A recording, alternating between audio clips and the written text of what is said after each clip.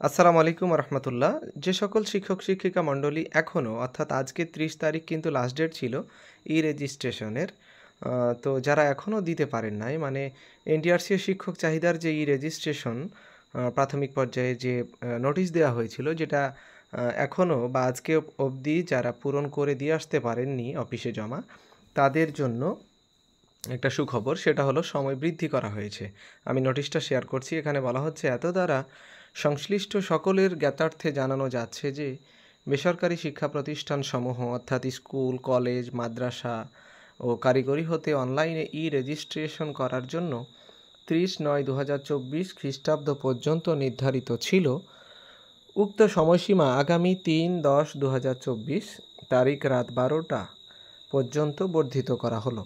নির্ধারিত তারিখের মধ্যে ই-রেজিস্ট্রেশন কার্যক্রম সম্পন্ন করা না হলে পরবর্তীতে উক্ত প্রতিষ্ঠান কর্তৃক অনলাইনে শিক্ষকের শূন্য পদের চাহিদা ই-রিকুইজিশন প্রদান করা সম্ভব হবে না। তাই আর দেরি না করে যারা অবহেলা করেছিলেন বা যে কোনো কারণে করতে পারেন নাই, সময় আজকে শেষ হয়ে যাচ্ছে বা হয়ে গেছিল, তো তারা অবশ্যই আগামী 3 তারিখের মধ্যে ই-রেজিস্ট্রেশনটা করে ফেলবেন। তো আশা করি ভিডিওটি উপকারে লাগলো।